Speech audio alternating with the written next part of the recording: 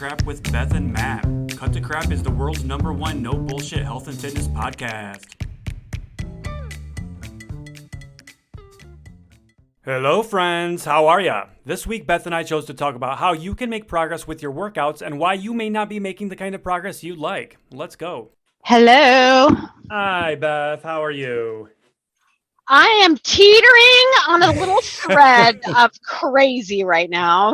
Yeah, I feel you. I'm really good, but things are a little nutty in this transition to summer over here, you know? I feel you, absolutely. I agree entirely. We're definitely doing very, very well, but summer is definitely in full effect, which means everybody listening, if you have kids, you know exactly what the fuck we're talking about. So Oh yeah. And I forget. It's like I have fucking amnesia about every the whole year. Yeah, and it's like summer hits, I'm like, oh my God, it's gonna be so exciting. I'm so glad you're gonna be home. And then Monday hits and I'm like, oh my God. Yeah, and the funny thing is like, listen, son, I still have to work. I have a job. Just because I'm home doesn't mean I'm like available at every split second, you know? Yeah. But they don't hear that. No, they don't. They don't hear you don't. They just hear you don't want to play with me or. Mm-hmm. Yeah. So I've got 4 kids in the pool right now. So well, at least you got the pool going in this fucking heat wave that we're getting right now. I said, you guys don't hurt each other and only come in this house downstairs if someone is dying. Okay. So, well, hopefully nobody comes and interrupts you. No. Yeah. It'll be fine. Myself. It'll be fine. I just, so your son has friends over then. Yeah. Mm-hmm. My son has been having friends stay over too. The last couple of nights it's just been us two, but baseball is in full effect, and he had a lot of cancellations because of rain earlier in the season. And the tournament starts, I think next week is they start the end of year tournaments, and so now they're trying to cram in all the makeup games. Well, unfortunately, they don't control the weather, but all the makeup games are this week. So there's literally a game every night. One of them tonight, of course, and it's freaking 100 degrees outside, literally. So that's fun. Wow. Yeah. Sounds fun. Sounds fun. Sounds fun, Daddy Matt. Yeah. Yesterday I went to his game and I did my run yesterday for the Couch to 5K program. I did week 4, day 2. And then I did a little lifting in my garage yesterday. After that, I followed along with the Cut the Crap Patreon workout. And then I showered and went to his game, and it was like 95 degrees out, and I just couldn't get cool because I just worked out, you know. So I'm just sitting there at his game. I'm literally sweating buckets the entire time. Oh man. I took a gallon of water with me to the game and drank almost the entire thing. So. Oh wow. Yeah. It's not that hot here yet. It's like maybe 75 today. It's nice. Maine doesn't. I mean, we get hot, but it's not. Got it. I don't know. Yeah. It's not. We're on the ocean though too. True. So. Yeah, and it feels like Florida here in Ohio right now, to put it into perspective. Ooh. So, yeah. Some swamp ass over there. Jesus. Yeah, you definitely got to get out early, get those walks in early, or yeah. Right now, you'd be baking if I did it. No wonder why you were so red after your run. I was like, damn, you fucking, it's like drenched and red. Yes, because it's so fucking hot. Yep. Yeah. Okay, makes sense. Yep. So, we are wanting to talk about how to make progress in the gym, right? With your workouts, with your strength training, whatever it is you're working, how to make progress. So we're just going to this is going to be a shorter episode, so we're just going to get straight to it, right? Get into it. Yep. So that's a good question, is how we get stronger in the gym. Because there's this common misconception around strength training and working out that we need to be changing up our workouts all the time, right? Like every week we need new workouts. We need new workouts every week. We need to be doing something different to keep our muscles guessing, muscle confusion and all that stupid bullshit. No, it's not how it works. Yeah. You're leaving confuse your muscles. Yeah. Confuse your muscles. It's like a math test for your muscles. Right. It's hilarious. No. It's not sexy, right? And that's a lot of the stuff we talk about is not sexy, but it's what gets results. You get the best way to make progress in the gym is to pick some movements, right? We have the 7 fundamental human movements that we've talked about quite a lot on this podcast. Do those do them every single workout, do them for a long time and get really fucking good at them. And that's how you get progress. That's how you build the body you want and build lean muscle mass, get stronger. Yeah. But I just PR'd my dumbbell bench press. Speaking of personal record or progressive overload, I just bench pressed to 45 pounds. That's dumbbells. Awesome. Last week, didn't you just do 40 pounds on the overhead press for dumbbells? Yeah. Yeah. So awesome. I'm telling you, this is the most I've progressed in a long time. And you're in a fat loss phase too. Yeah. 3 weeks in. 3 weeks in? That's amazing because there's that's another popular myth right around fat loss is that you're going to lose strength and you can't build muscle, when that's going to be further from the truth. You should be getting stronger still, even in a fat loss phase. Because I'm not starving myself. Right. Imagine that. Fueling your body for performance. Exactly. Yeah. So like your workouts that you're doing for your fat loss, Coach Christie's programming those for you. Is that right? No, my friend, Coach Dusty. Oh, Dusty. Oh, awesome. Yeah. Okay. Yeah. Okay. Gotcha. Okay. So then those workouts, of course, are going to be incorporating something called progressive overload, right? Yeah. So now we're doing so progressive overload can be all kinds of different stuff, right? Like increasing reps, increasing time under tension, heavier weights, et cetera, et cetera. So right now we are focusing on 2-second holds for every single movement at the top of the movement, with the 3-second eccentric. So a lot of time under tension. Yeah. So we are focusing on time under tension, which is a form of progressive overload. Yes. And then the pausing, which is another form of progressive overload. Yep. And pauses I have a love-hate relationship with them. When I was doing my powerlifting prep, we did a lot of pause work, especially on my deadlifts. Actually on all three, because, bench press, you pause on the chest, squat, you pause in the hole, deadlift, I was pausing usually at my knees or something like that. But yeah, that's awesome. I love that. It's not easy, man. It's not easy. I was like, what are you fucking doing to us, dude? It makes you question your sanity. Yeah. And I went up to 5 days. So that's another progressive overload, is actually increasing maybe your days of the week that you're going to the gym. So now this is the first time ever that I'm doing 5 days a week. So it's a new one for me. Really? Oh, wow. So yeah. So you're increasing your overall volume then. You're adding in more work. So yes. Yep. Okay. Before we get into progressive overload, I love this story. And I love telling this story. It's great Greek mythology. I don't know if we've ever talked about it here on the podcast, but I know you're familiar with it. But this is a really good story to explain how progressive overload works, and it's I'm just going to go ahead and read it word for word from the source I'm looking at. So Milo of Croton was a 6-time Olympic champion who lived in 6th century BC. As a young man, Milo is reported to have gained his tremendous strength by carrying a calf on his shoulders each day for 4 years until it grew into a massive bull. As the young calf grew, so did Milo's strength. And that story represents the first principle of strength training, which is the principle of progressive overload, which is how you get stronger, how you build muscle mass. So essentially, right, Milo started small, no muscles. He started as probably a small boy or a young man. And so did the calf. And he started carrying that up every day. And every day, right, the calf is getting fed, it's getting bigger, it's getting stronger, it's gaining weight.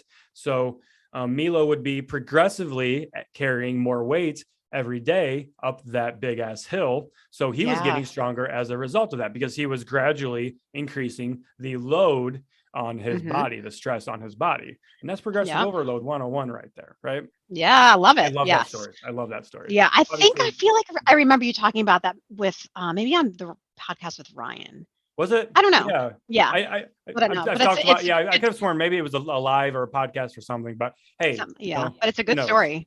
Yeah, it's a really good story. So, so let's talk about some examples then of how we go ahead. I was just going to go into saying that a lot of people are stronger than they think they are. Yeah. What do you mean by that? Meaning, I see it when I used to teach in person in the gym, a lot of people just grab the same weights over and over again. Like it was either the 10 or 15 pounds, right? It was like, that was the go-to. And Nothing it's heavier. like, yeah, I'm like, what are you doing? That looks really easy for you. I'm like, here, let's You're not swap. even Let, struggling a you're little not, bit. you're just like boom, boom, going through it. It's like, Going through the they're used motions. to just going through the motions. I'm like, no, Mm. let's switch that out for 20. How does that feel? And I'm like, oh, that still doesn't, that still looks easy. Let's go up a little bit more. Yeah, And then they're like, okay. I'm like, that's what it's supposed to feel like. Like when, exactly. Oh, so it's supposed to be uncomfortable is what you're saying, Beth. right. The Right. gym, the gym is not a time to be comfortable. If you're comfortable in the gym, you're not doing something right. Yeah. Yeah. Yeah. Mm-hmm. So that's a really good a good example there too. And I just ran across this last week with my son. So I'm working out with my son in the summertime, right? Yes. And Tell the chin up story. I love that. Like, the chin up yeah. story. Yes. Mm-hmm. So he was doing chin ups while I was doing body weight calf raises, and he was using a resistance band to help with his assistance because he's not quite strong enough to use his own body weight. Right. That's a really good way of getting stronger on pull ups, chin ups. Use the resistance band to wrap that around your foot. There you go. Take some of your body weight off. But he was on his last set, and I said, do as many as you can. And he said, all right. So I think he got to number 6, and he was just hanging there. He said, I can't do anymore. And I was watching him do them. I'm like, no, you can do. Mm-hmm. I'm like, you got one more, at least one more. Yeah. So like, go on, do this. You can do this. One more. Let's go. So he did it. He gutted it out. He probably could have done another one still, but I was proud of him. He did that one more. So yeah. He just, we are going to give up mentally before we give up physically, essentially in the gym, or fail mentally before we fail physically. That's that uncomfortable feeling. We have to push through that little bit of discomfort, that, oh my God, my muscles are on fire. I don't like this feeling. I need to stop. No, that's when you need to keep going and push that extra 1 or 2 reps out, because we need to stress our muscle in order for it to grow and get stronger. Yeah. And I think a lot of people also overthink this situation. We're like, well, how do I know when to up the weights? You know what? Just try. Yeah. That's where I got to the point where, now, especially I've been training with other people, and it helps that, I'm training with other coaches, and we kind of push each other, and I'm, it's like, I'm learning from them. They're learning from me. So now it's like, okay, should I go up? Dusty's like, just do it. Just fucking do it. If you miss it, then that you're not ready for that yet. But what you have to try, like that. I think people were like, well, just stay at the same weight because they're comfortable, not knowing when to take that step. It's like, just try. Yeah, just absolutely. Absolutely. If you can't hit all the reps, that's okay. Then you know where you're at. Yeah, then you have something to work towards next time, right? So you can't hit all the reps this time. Maybe next time you get 1 rep closer to reaching your goal. And guess what? You just made progress. That is progressive overload right there. And you said it a few minutes ago too. If you're just consistently doing the same weight and the same reps and sets, you are not going to get stronger. You're not going to build lean muscle mass anymore after a certain point, because you're no longer, your muscle's going to adapt to that in a way, because you're no longer stressing the muscle anymore. And how does a muscle grow? It grows by stressing it, by forcing adaptation, by tearing apart the muscle fibers, and then you fuel your body with protein, and it rebuilds those muscle fibers even stronger, right? So if you're just doing the same weights every single workout, you are not going to make progress. So if you're not seeing progress in the gym, check your weights. And if you don't know what weights you're using, that's also a problem. Log your fucking weights. Yes, keep track of that shit. Keep track of that shit. Logbook, digital, paper, doesn't matter. Yeah. I was just thinking too about like running. So, when I was in the beginning of my running days, the girl that I was running with, she's was running her whole entire life. And she's like, how you get better and faster at running? She's like, run faster. I was like, okay. She's like, you're not going to get faster by not fucking running faster, Beth. Yeah. So you got to push yourself harder. Let's do some fucking sprints. And I'm like, so it's so true though. Yeah. And I love that you mentioned running too, because we're in the middle of that right now, right? With our Couch to 5K program. And that program is incorporating progressive overload. If you're following us with that program right now, you may not realize it, but that is progressive overload, because on day one, we started with what, like 60 seconds of jogging off and on or something like that. And now, Yeah. and now that I'm in week 4, it's up to 5 minutes at a Yeah. time. So each week we're adding in slightly more running. We're running longer distances. We're running longer times. That's progressive overload. Progressive overload right there. Yep. Yeah. You nailed it. So then some other ways. So obviously the easiest way to know you're making progress is by increasing your weight over time. You also alluded to it earlier with increasing, you added in an extra day. So you're increasing the overall volume. So you could be doing the same amount of sets, reps, and weights, but you're adding in that extra day with those same sets, reps, and weights. So you're doing more volume, and that's going to be progressive overload as well. Yeah. Let's see, we could be decreasing our rest times for the same amount of work. So that would be progressive overload, being able to handle the same amount of load with lesser rest, with less rest. Like your son can go to a lighter and a lighter band until he's actually doing it without the band. Exactly. So that's a form of progressive overload too. Yep, truly. Because eventually he'll be able to use his own body weight. Yeah. Same with like push-ups. Like, if you want to get 10 push-ups or your first push-up, you progress to that first push-up, and then you push yourself to see how many push-ups you can get. You just keep going, practicing more and more and more. Exactly. So what I like to do when I'm programming my clients' workouts too is say 1 week or I like to program in 4-week blocks, right? So within that 4-week block, I'll be doing maybe 3 sets of say 6 to 8 reps. Well, then that next block, I'll either do that same movement and I'll just do 4 sets of 6 to 8 reps, or I'll do the 3 sets and I'll change it from 6 to 8 reps to 8 to 10 reps and see if they can either increase the weight within those the higher rep range, or do the same weight as they were before for more reps. And there you go. They're making progress. Yeah. See, you don't even have to change the movement per se. You can this is where people they are like, want to switch everything around. No, like focus on the fundamentals like Matt was talking about. And then just like within 4 weeks, maybe add, like he said, more reps, or add like a pause, or to that same exact movement. Yeah. Look at professional powerlifters, right? And strongmen. They powerlifting, you literally specialize in 3 lifts: bench pressing, squatting, and deadlifting. Okay. Yep. You think they're like, oh my God, I can't do bench press anymore because I've been doing it for so long. If I continue doing it, I'm not going to make progress. No, they get really fucking good at that movement. And next thing you know, they're bench pressing 700 pounds or something stupid, not next thing you know, maybe 30 years later, but right. For sure. So a lot of those concepts out of the way there.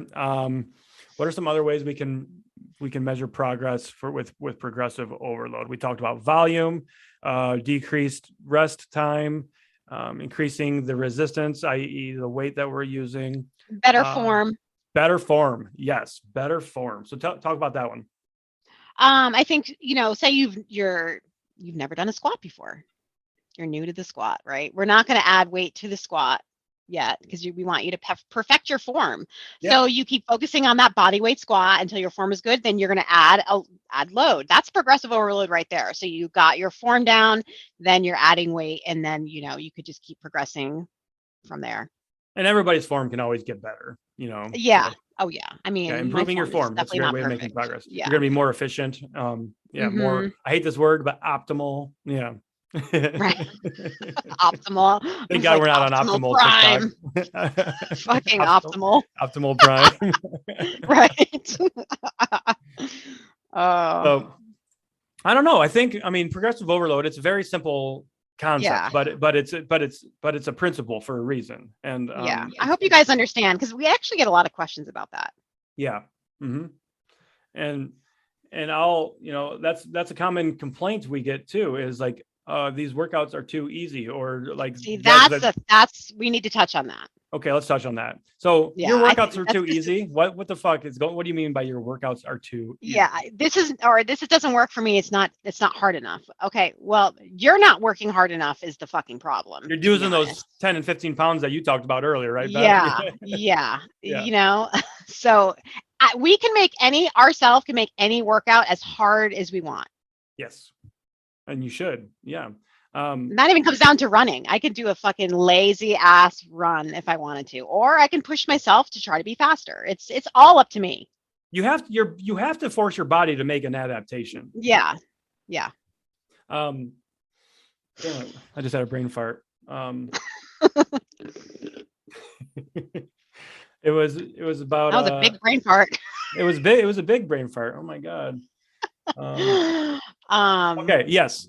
Thanks to Instagram and social media and TikTok, people think we need to be doing these crazy fucking movements, these really stupid movements, right? Like Bosu squats, Bosu ball squats, and like elevated Bulgarian split squat. I mean, okay, I'm not going to say that because that's a really good movement, but like people think we need to be doing these really complex movements because they're doing it in the name of function. This is functional. No, it's not. Like man makers or some shit. You know what I'm talking? Yeah, it's so like burpees with weights. Burpees with weights. Yeah, that's another one too. Let's talk about burpees really quickly. Shit. Burpees are not functional whatsoever. They're not going to help you in any regard of your life other than elevating your heart rate. It's cardio. Yeah, but like if you want to like, and this is an argument that you hear sometimes is you're doing a squat and a push-up. Cool. But if you want to get, this is another principle of strength training is it's the law of specificity, right? Which is if you want to get better at something, do that fucking thing. Like you said earlier with your runner friend, you want to get faster, work on running faster, do some sprints, things like that. Right. If you want to get better at squatting, don't do burpees. If you want to get better at walking, walk. If you want to get better at running, run. If you want to get better at deadlifting, deadlift. Don't do, and there's some variations to those things, right? To help with your weak points. Like if you're squatting and you're weak out of the hole, you can add in a pause like you talked about earlier. You can do 1.5 rep squats. Those are brutal, but yeah. Oh God. Yeah, don't get me started. I don't like squats already. Those 1.5 squats fuck me up. For sure. Talk about heart rate in your throat. Oh my God, yeah. Squat cardio. It feels like squat cardio, and you're like, I just did 3 reps. Yeah. I saw a post not too long ago that said, if you are squatting reps of 5 and you feel like you're doing cardio, there said it's not a problem with your squatting, it's a problem with your conditioning. I'm like, hey, take that back. I took personal offense to that, but you know what? my cardio conditioning is getting to be very, very fucking good, especially now that we're running. I feel much better since I'm running. Like it makes a difference, to be honest, actually. Oh, you know what? That reminds me. Yesterday on my live, I received a comment, and it was actually a really good comment. So let's talk about this really quickly. They were referring to my video where I was talking about how I was doing the Couch to 5K program. And they said, Matt, I'm really surprised to hear that you just started a running program. I assumed you already ran because you're pretty fit. And I said, okay. I said, that's interesting. I said, you don't have to run in order to be healthy, to be fit, or to have a healthy cardiovascular system. I said, I walk every day. I'm an avid hiker. I'm backpacking now. And plus I do other forms of cardio, like in the gym, I'll do some high intensity cardio every once in a while and things like that. So I've got great cardio. I just wasn't running. So they just assumed that because I was fit and healthy that I was running, but that's not the case at all. Yeah. It's like, it's a different sport. It's like, just because we're good at maybe strength training doesn't mean I'm good at like running a half marathon. It's like you got to train for this kind of stuff. Like a lot of weightlifters, I should say, are not good runners. That's the last thing you'll see them fucking doing. Yeah, trust me. Sure. And I always maybe this is me just being smug about it, but like I always when I see a bodybuilder or somebody that just lives in the gym struggle with like running out of breath with walking, I'm like, you're not fit whatsoever. You might look fit, but you're not, Right. So if you're struggling with walking upstairs and you're a bodybuilder, like you should probably look at that. That's not normal. Which I've always felt really good about myself because of that, because I've always been a hiker. So I've actually been thinking about on my daily walks, I'm actually going to spice it up a little bit. You're going to rock? Yes. I'm going to start rocking. Yes, you should. That's a great idea. Yep. Get ready for Katahdin. Yep, exactly. Yes, you read my mind, Beth. So I've got like some 5-10 pound plates in my garage. Throw them in there, and that'll mimic, especially because when I went backpacking a couple weeks ago, that 40-pound pack kicked my ass. So I'm gonna start rucking. Yeah. Imagine taking that up boulders, but it won't be 40 pounds. I don't want to imagine that, but I'll live it here in 2 fucking months. I got the Airbnb. We got the parking pass. We are fucking set. All right, Katahdin, 2 months from now. Let's go. Right. Have you researched? Have you looked at the trail or anything, or do you? Did I tell you about the trail, or do you know which one we're doing so you can like look it up and see what's ahead of you? Go ahead and drop it on me. Let's hear it. So we're going to park at Roaring Brook, which is there's like 2 entrances to the park. So we're gonna go into Roaring Brook, park there.